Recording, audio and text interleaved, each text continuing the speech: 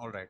So, so we understood yesterday about what is Python and how to get started and how to, interact with Python. We learned some of the basic things like variables. We learned how to do if and else condition, if else conditions, and we understood what is expressions. So in this session, so what I'm planning to do is, yesterday we learned about while loop. Let's um, let's start with understanding one of the data types. Then we can actually go into for loop, and we can actually use the other loop, the while loop also, with that understanding. Okay. So so before going to strings, I want to tell you guys that we know that sometimes we define these variables, and we just do this and do print x. Suppose you want to add some information for other developers in between. Okay. So that other people can understand. For example, okay, this code is to print x. Okay. So this information will not get executed by Python because I am prepending it with hash. So this is called commenting in Python. So this will never be recognized by the interpreter. So it will be ignored completely. Okay. So if I run it now,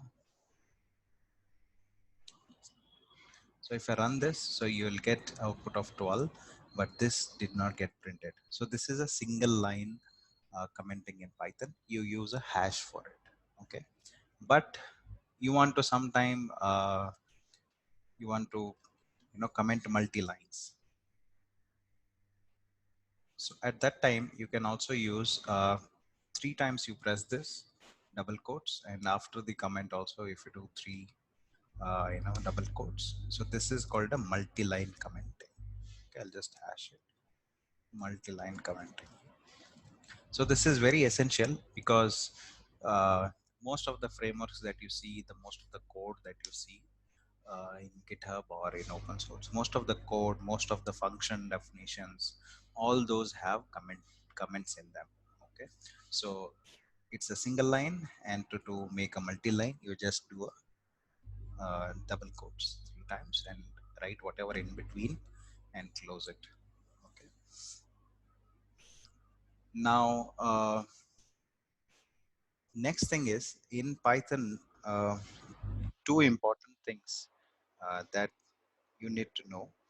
One is basically a function called help. Okay. Uh, Suppose you need help with something. Okay. You can use a function that is inbuilt like this. Whatever you want help, you can write in between. I will show you that. Okay. For example,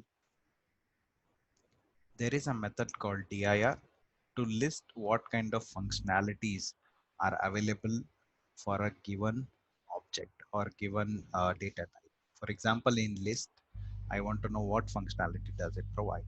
So you will use a function called dir. This is very important.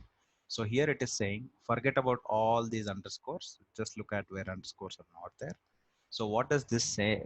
This says that the list data structure provides these functionalities like append, clear, copy. Okay. But I don't know how to use this. Okay.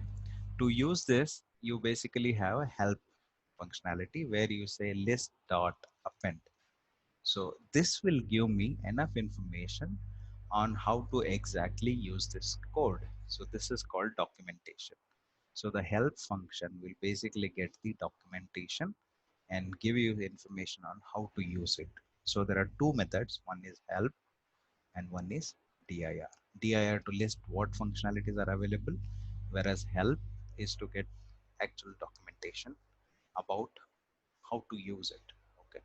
So this is the documentation is also coming from the comments itself. So you learned comments, right? So this is how the other developers have written. So the code is automatically picking it up. Okay. So there are different types of data structures are provided by Python. Okay. So one is called list, and second one is called, let me write it in a comment, list. You have dictionary, you have strings, you have set. Okay,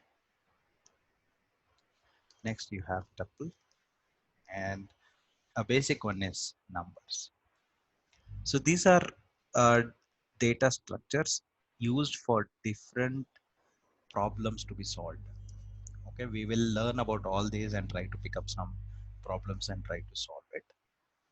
Now, these data structures are divided into two types of categories. One is called mutable.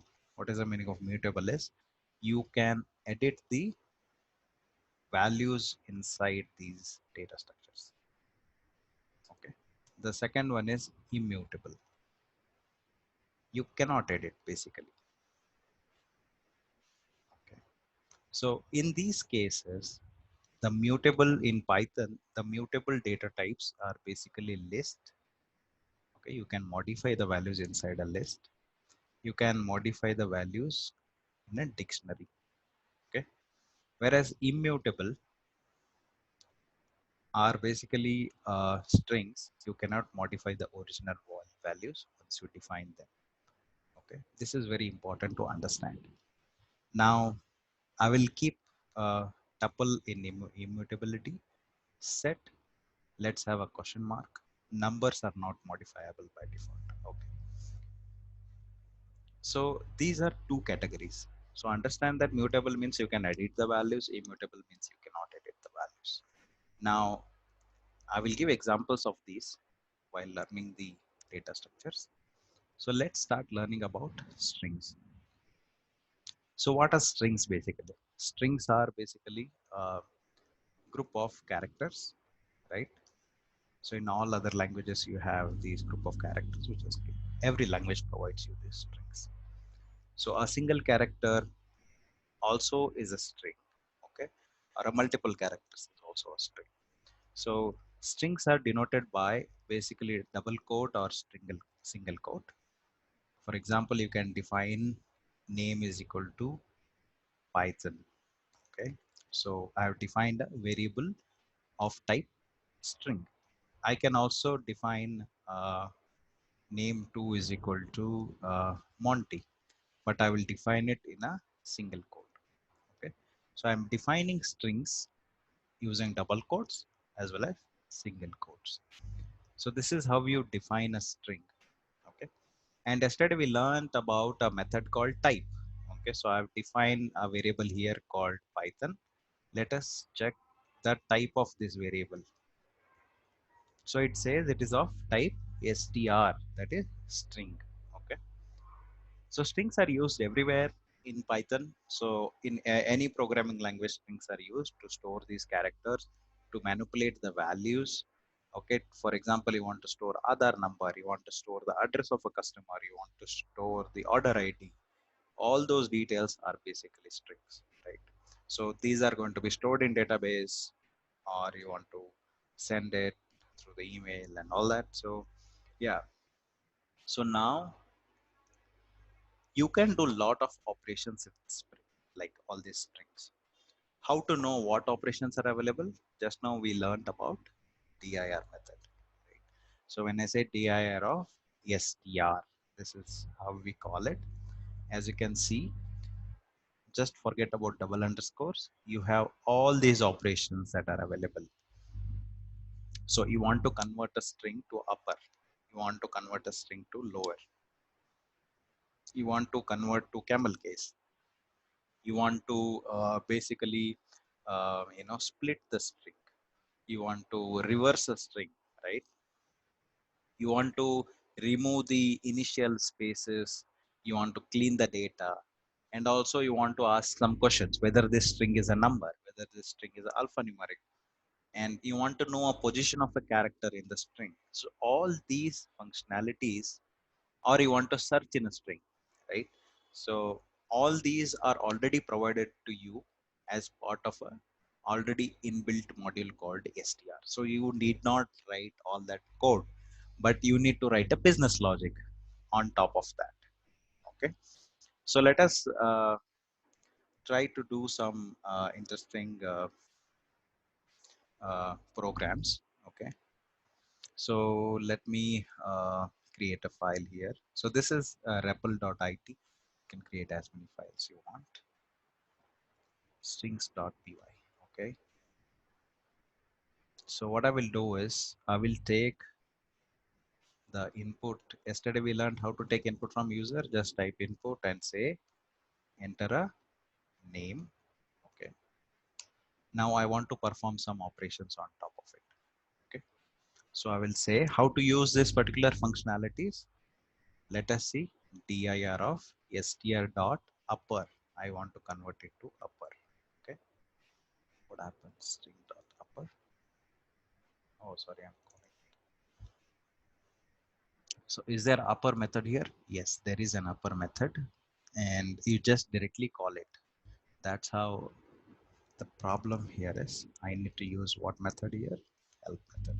So the way to use is basically directly call upper on a string. Okay, so the name dot upper is the way you call it, and I'm going to print this particular value that is getting returned from upper. So this is how I use these functionalities that are given by strings. So let me run this code. So what should I get? I should get basically a prompt asking for a name or something. Is it possible here?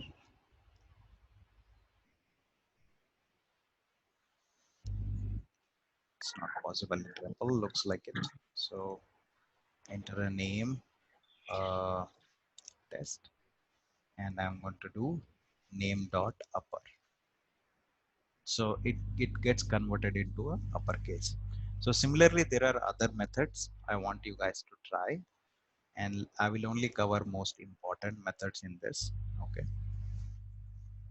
So let's start with uppercase, lowercase, then we'll swap case. Let's try these things quickly. So I already have a name, and name has not got modified. So the main important thing that you need to understand in this is the name value that you entered here, the test, did not get modified.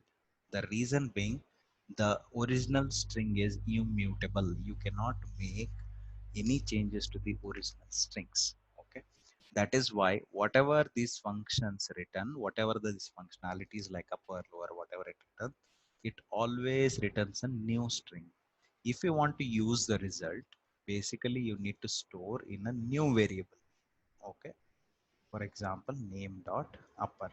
So if you just say name, it will be still lowercase, but if you see result, it is uppercase.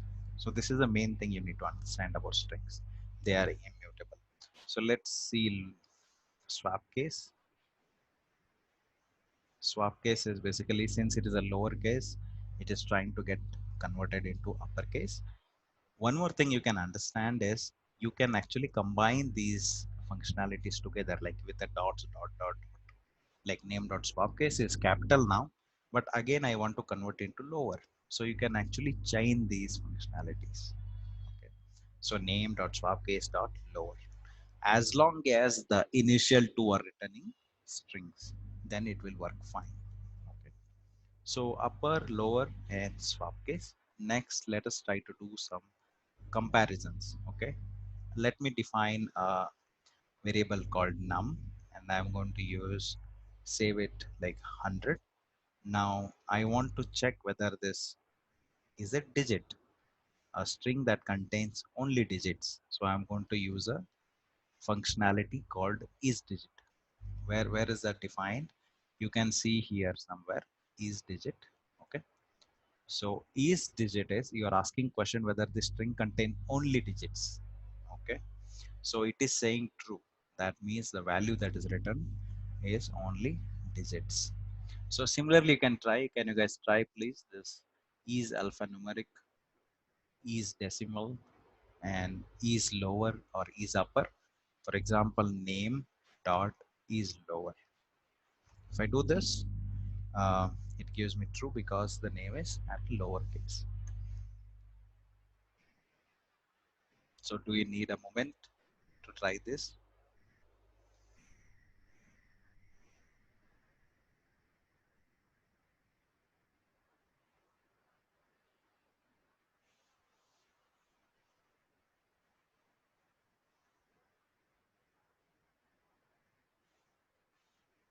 Okay, cool. So we'll do some extra things now. So let me define an uh, string in a variable called email, and I'm going to define info at python.org. That's the email that I'm defining. Okay. Now in some of the programs, you want to break this string. Okay, you want to break this string by a delimiter. Okay, here it can be at symbol. Okay, so it should break into two things, info and python.org. So let us try to do that. By default, there is a functionality called split. The split method by default breaks the string using spaces. Okay, but if you want any other than the spaces, you use a whatever you want to use. You can pass that as an input to this particular functionality.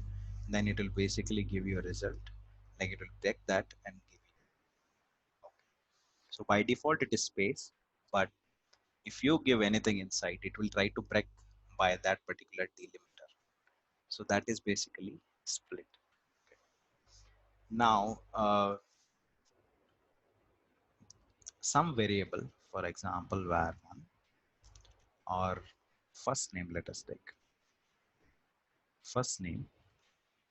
So some of the government yeah, like agencies like Aadhaar data entry people, sometimes they miss and put a lot of spaces at the starting of the names, end of the names. They make a lot of spelling mistakes. Okay, so for example first name is Python here. Okay, and also at the end someone makes this entry. Now I want to clean this up. How do I do that? So by default, Python gives you an option here, first name dot string. Okay.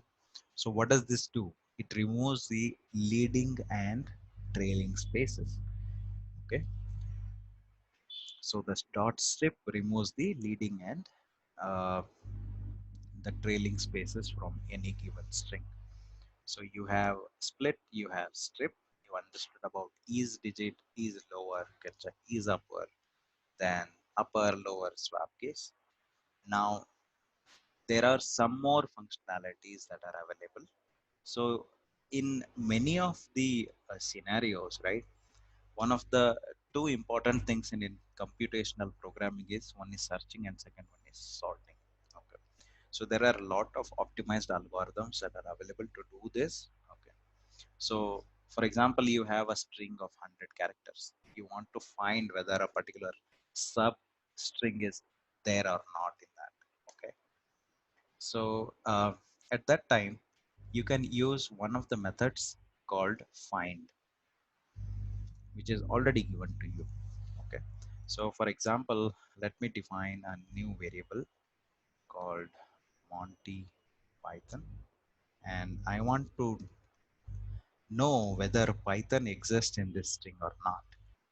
So what it should return? Basically, it will return me the index, the location of the character from where the string starts. If it has found it, what if it is not found? So it will return always -1. Okay, the find method will always return -1 if the string that you want to search does not exist. If it exists, it will return the first character's location. Okay, let's see the location of the first character. 1 2 3 4 5 6 7. It starts from 7, but why it is given 6? So let's understand that as well. So far any questions?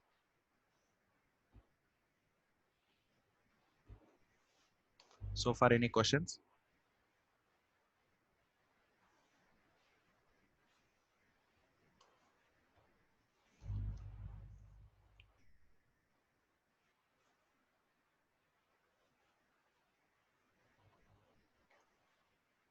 Okay, there is a question in the chat section. Okay, all right. So now you have come to most interesting part about strings. Okay, so a string that you define, its index the location always starts from 0. For example, there is the string geeks for geeks. Okay, the location of G in programming in Python starts from 0. Okay, and it goes till the number of characters. For example, there are 14 characters in this, but the index will always go till 13. Okay, so from 0 to 13. Now let us try to experiment with that. I hope this concept is clear. Starts from 0 till the number of characters minus 1. So let us define this. X is equal to Python. All right. So x of 0 is basically the first character.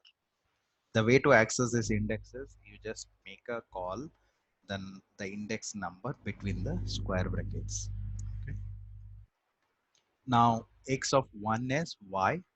X of 4, let us see x of 4. What is x of 4?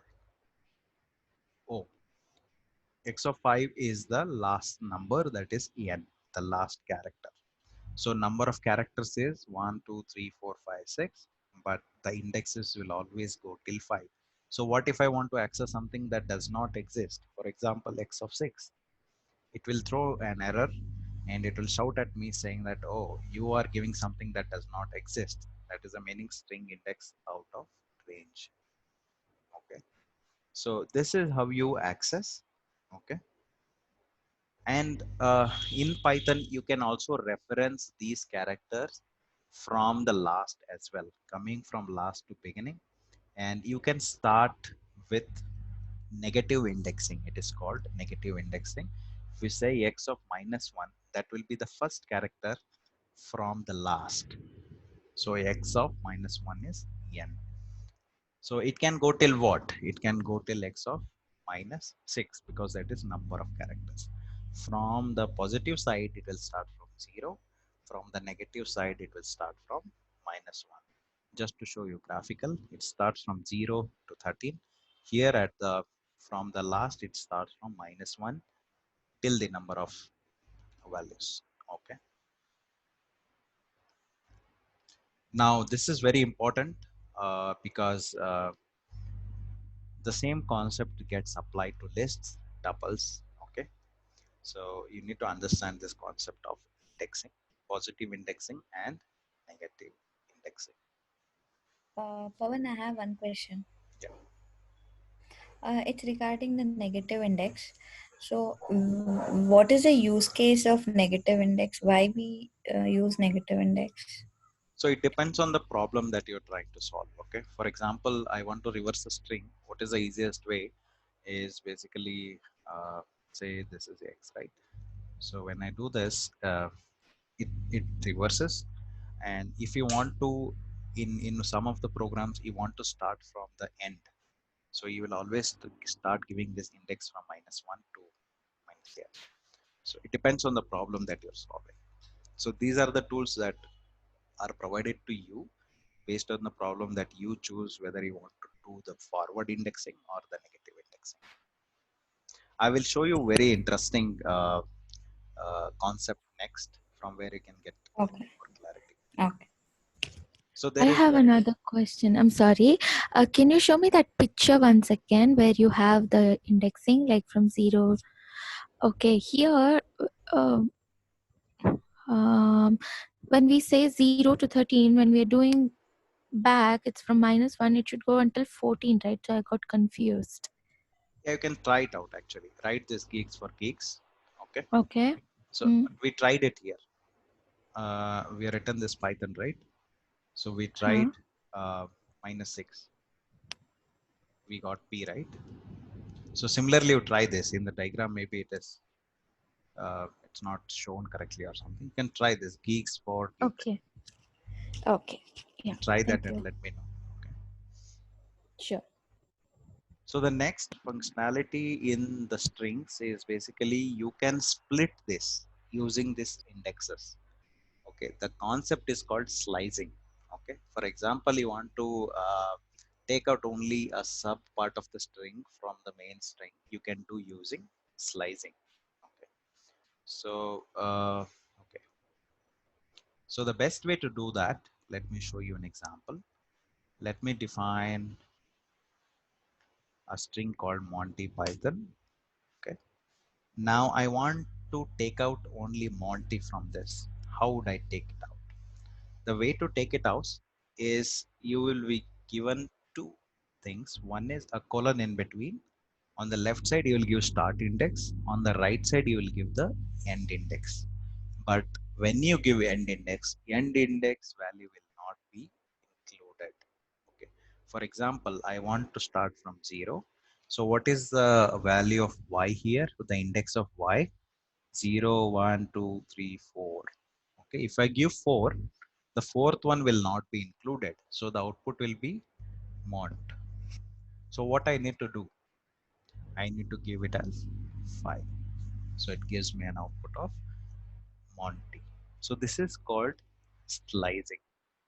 Slicing is taking out some of the words from the main strings by giving indexes. So how you give indexes? Start index, colon, end index. So end index is not included. Okay. So this is how we do slicing. This is also the same concept that gets applied to lists. So now I was manually searching for what is the index of y, but I don't have to do it. I just told you. I have to, the Python already provides you in the string a function called index. I want to find the index of y. What is the index of y? 4. So I don't have to do it manually. Okay, the way I counted, right? 0, 1, 2, 3, 4. You don't have to do it. It provides you a functionality called index. So let us see what other functionality. I hope the slicing little more concepts I will tell you. What if the next question that you might get is, what if I don't mention the end index at all? I want to start from 0. So it gives you the complete string. What if I want to start from 5? It gives me a string till the end. What if I miss the start index? I want to only give the end index. So it is giving me Monty. So by default, if you don't give start index, it starts from 0. But if you don't give both, what happens? It gives you everything. Okay. Oh, let us see what happens here. Let us see. I will show you some more interesting things. Now this is very confusing here. I told you that you will get one colon on the left side, start index, and the end index on the right side. But you can also add an additional colon, and the third colon, the second colon, after that you will give something known as step count. Okay, by default the step count is 1. If you see the output here, it is also Monty Python. Here also it is Monty Python. The reason is, even if you don't give the third separator, by default the step count is 1. But observe the last part. Start from m, that is 0th index, go till end, because I am doing both the empties, that means go till the end, but keep the step count as 2. So the initial index is 0, so m has come. Now add 2 to it, becomes 2, right? What is value of 2? N. Similarly, it goes on picking up the characters. So this is the value. So, but what if I want to start from the step count? I want to start it from the end. Instead of 2, instead of capital 1, I want to do it like, sorry, if it like positive 1, I want to make it negative 1. So it should start from the end, right? And it should do step count of -1. So it basically starts from back and basically reverses a string. This is the very hacky version of reversing a string. So we understood what the string provides as a data structure in Python. It provides all those functionality to you. Okay, now you have the power to solve the problems if those problems require these tools that are available to you. Okay, and now we just solved a problem. uh, we took an email ID and we tried to split it to get username and password.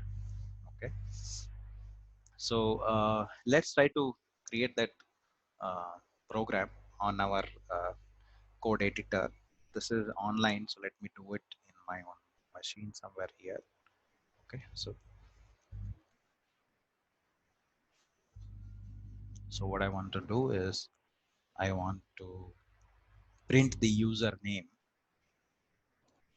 and the domain name. Okay, so what I will do is I will take this input, enter a email. Okay, I'm going to store this inside a variable called email.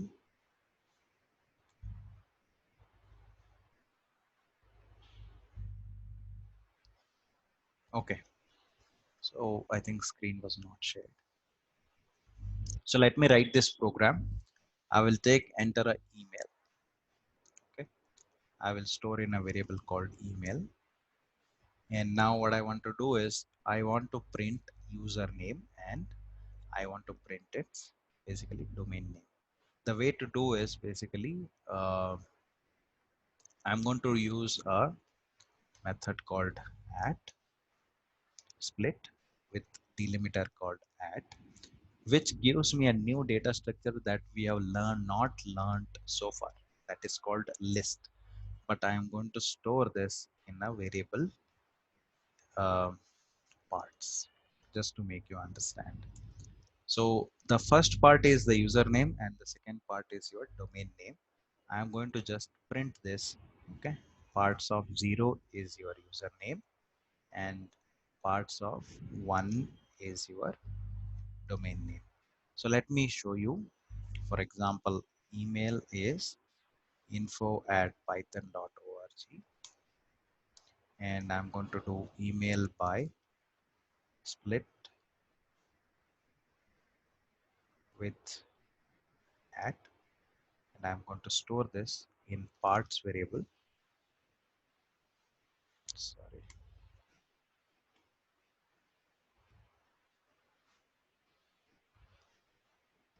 something is wrong with this. Let me write full parts is equal to email dot split. Okay, now parts is basically a list and the first part is the the second part is the domain name and the first part is basically a username. So this is simple problem that we solved and we are printing using a Python script. Okay, now I want to introduce you to some more functionalities in the string. Okay, let us try to do some problem. Problem is to count the number of occurrences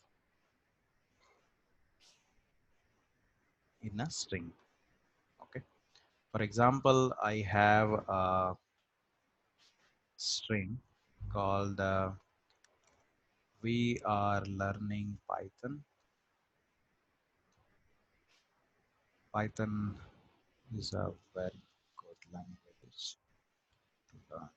Okay, so now I want to know in this string how many times Python has occurred. Okay, to do that, if you see whether Python provides that functionality, we are going to go into the dir of str and we'll search for it. Okay, so I already know it that it provides. Okay, there is a functionality here called count. Okay, the way to use is basically string dot count and you just pass what you want to count, so it gives you the output in a integer value. Okay, so let me try to do this. Let me copy and paste this here and let's do string dot count Python. So it is saying that Python has occurred 2 times in this particular string. See, you are not doing a lot of work here. You are already using all the functionalities that is already built in. Okay, so there are some more things we will learn about it any questions so far in the strings so that I can move forward?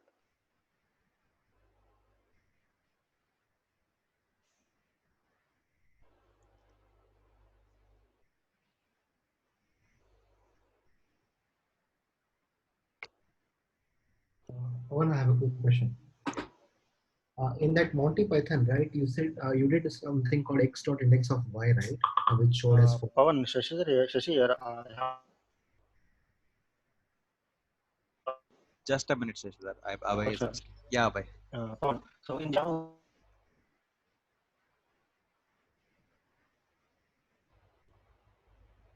we used to Yeah, Abhay. Go ahead. Okay, so you did something called x dot index of y, right? Which gave 4.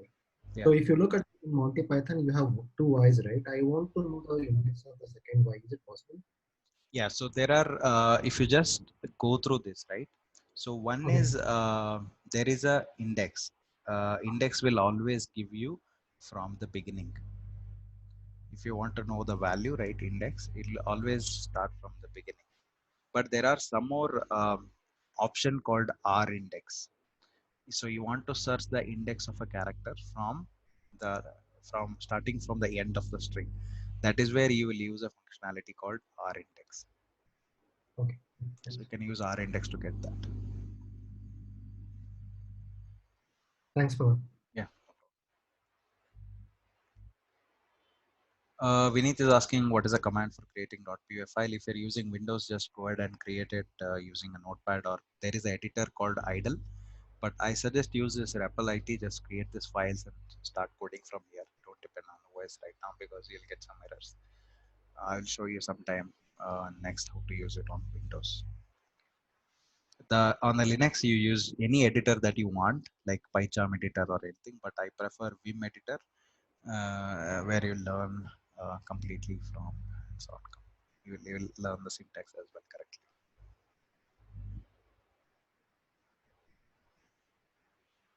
Shashidhar was asking something.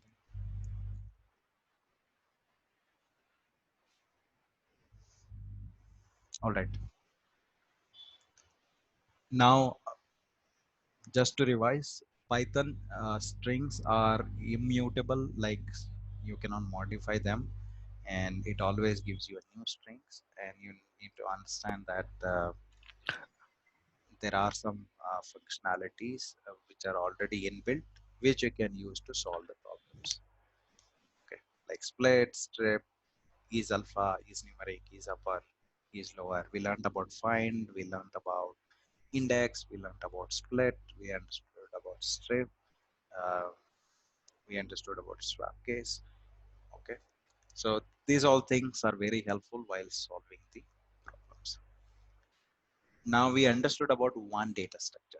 Okay, now we understood this is a way to define the string using single quote or double quote. Now I want to introduce you to the concept of for loop. Okay, for loop in other languages is quite difficult to actually start with, but in Python it's very easy. Okay, for example, for x in string. Okay, and wherever you use colon, I told you in the last class, you basically put a tab there and you just say print of x or 2 whatever you want inside the columns. So the syntax is very simple. You use a keyword called for and any variable name. Okay, any variable name. In is also a keyword that we learned last time. There are a set of keywords which are meant for Python usage, and this is any string or any list or any tuple. So anything that can be iterable, like anything where you can repeat the values there, that can be used. And what happens is every time a value that is taken from this and assigned to this variable called x. Okay, now you use this variable x and you can do anything. Okay, this is quite simple. The for syntax is the easiest ever. So what we can do is I'll define a string here, x is equal to Python. Okay, or Okay, let's do it. X is equal to Python. I'm going to loop it for y and x.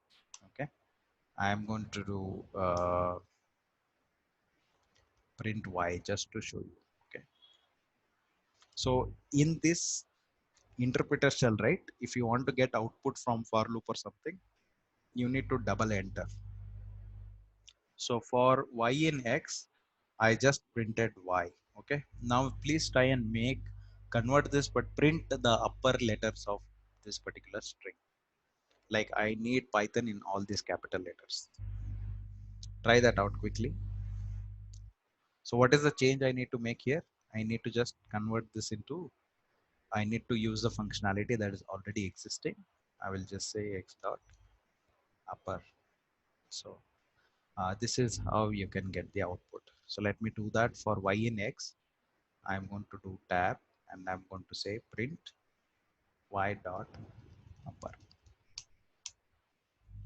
See all the capital letters are available here. So we also learned while loop yesterday. Okay. So let me define a while loop again for the same thing. So I will say my index, initially my index is 0. I'll start from 0. I want to do a forward while loop. Okay. While my index is less than, there is an inbuilt function in Python functionality called len. Okay. Which gives you the number of characters that are available in a string. Okay.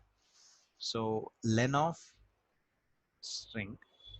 Okay, wherever there is a colon, I am going to use a tab which already is there in this editor, and I am going to print. If I print index, what does it print? It prints 0, 1, 2, 3, 4, 5. But we understood how to access the characters. Like this is x, right? X of 0. So x of 0th index. Okay, this is a way to access it. But if I just print index, it will print 0. So what I need to give here? String of in the square bracket index. So will this give output? It will give output, but the whole system will go in a forever loop. Like yesterday we learned, while loop should always have an exit condition. So what is the exit condition here? I'm going to increase index by 1 so that every time the index increases and it goes till the length of the string and comes out of it. Okay. So let me do that. So x value is Python here. Let me loop and print it. So I will name index is initially 0 while index is less than len of x. Okay, I'm going to put a tab here. I'm going to do print x of index. This is how I do, right? And I'm going to do index is equal to index plus 1. This is quite easy. So I am printing the same way using both for loop and while loop. So do not ever forget to increase this index. Okay, otherwise it will go into forever loop and your production code breaks. Don't know what happens next. Now I'm doing index is equal to index plus 1, but there is a shortcut. Okay, you don't have to mention index twice. Just remove this plus and index, put that plus behind the equal to. That's a very good shortcut. Okay, so far good. So we learned about for loop, while loop, strings. We learned about comments. What else did we learn today? We understood about help, dir, commenting, strings, and we did count, we did split programs. Now the remaining is lists. Okay, so the lists, I'm going to give you introduction and I want you to explore the functionalities, and then we can do interesting things. Okay, any questions before I go to the next concept?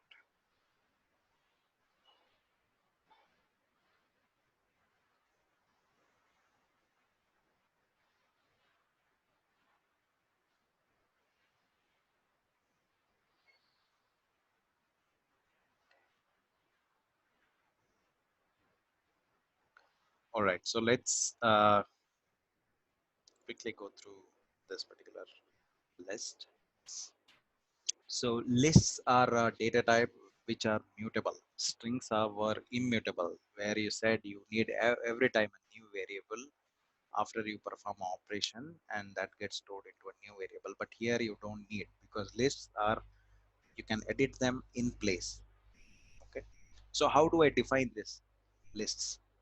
I'm going to define these lists which are similar to arrays in other languages like numbers 10, 20, 30. Okay, they're similar to the lists, the arrays in other programming language. The only difference is there you need to have a homogeneous values. Here you can have any values, a list in a list, a tuple in a list, a dictionary in a list, or a string in a list. Anything you can have inside the square bracket. So that is called list. So how do you check whether it is a list? I'll just do type of numbers and it gives you a value of list.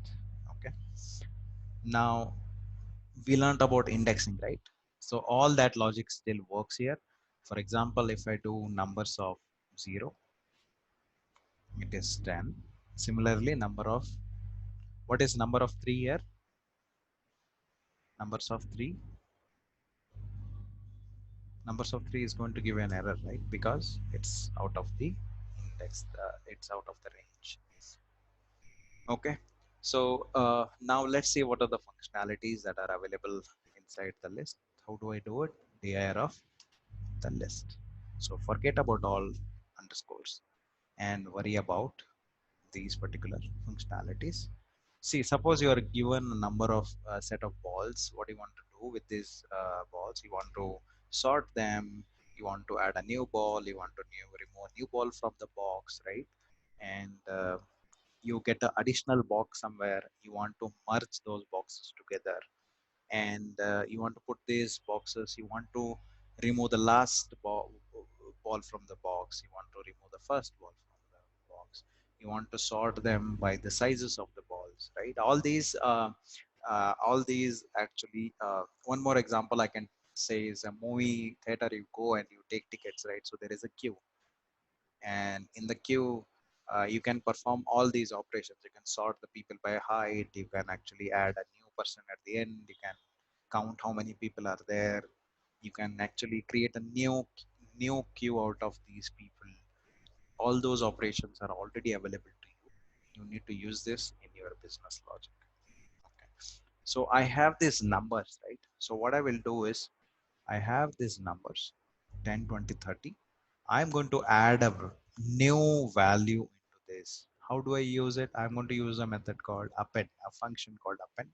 I'm going to add a value called 40. See, I'm not going to store in a new variable, but if I do numbers now, it gives me a list with a new value. Okay. Now I can use new functionality here. I'm going to add another 40. Now the value will have two 40s. Okay. Now I'm going to see how many 40s are there in this particular list. So there are two 40s. We will use a functionality called count. I want to know what is the location of the 40. So it is 0, 1, 2, 3. The first 40 is 3. Now I want to uh,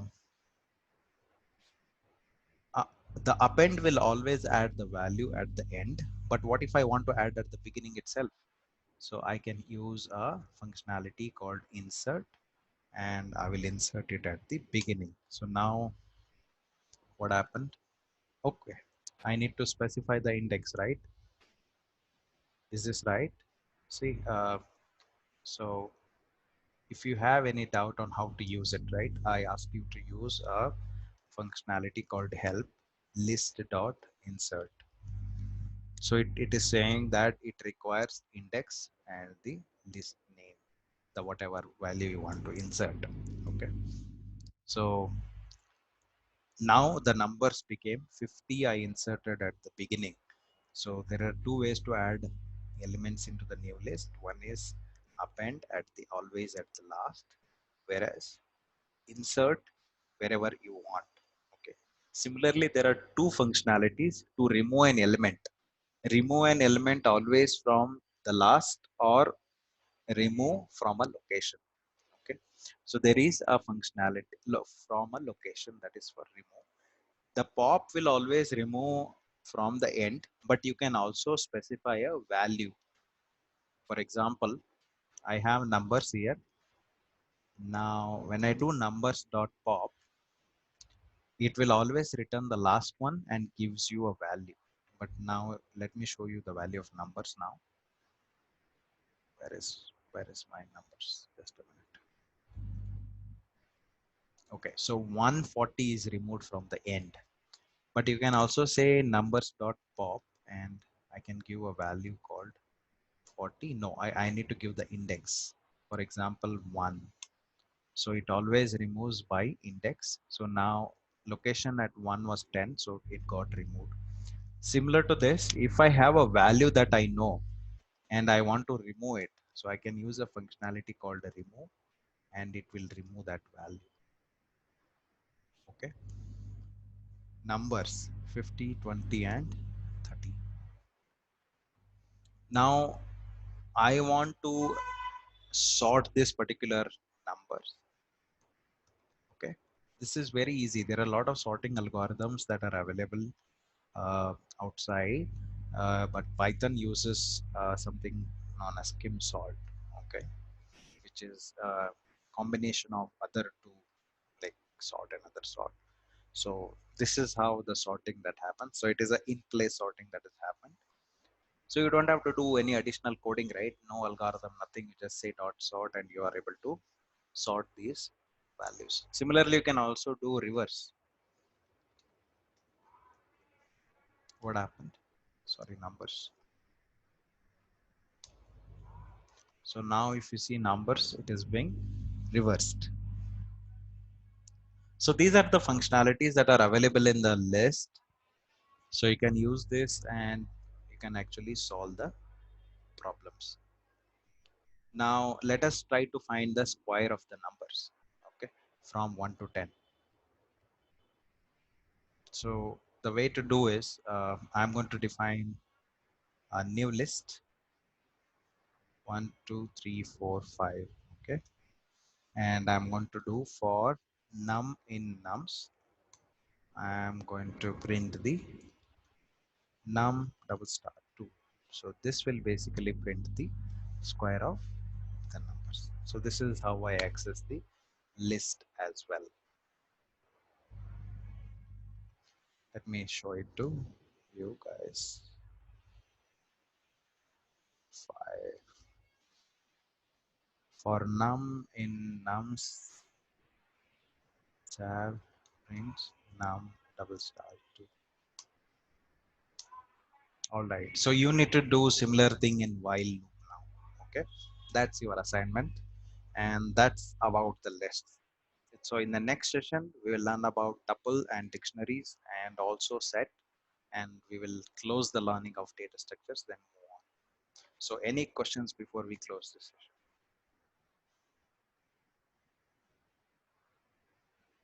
Pavan, Yeah, difference between pop and remove exactly different. the pop will take if you don't give anything, it will always remove from the last, and if you give as an argument to it the index number, it will remove that location of value. And remove Mm.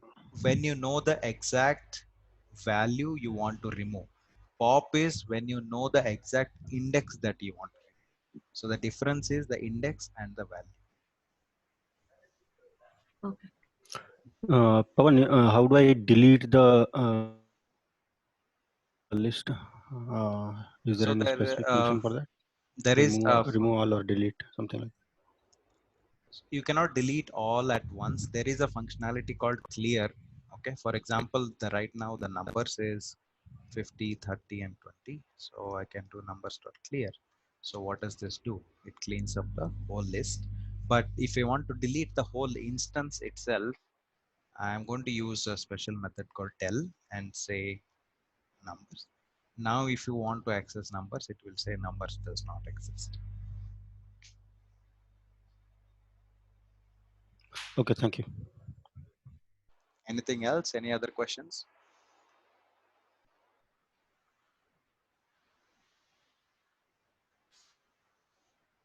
All right. Thank you.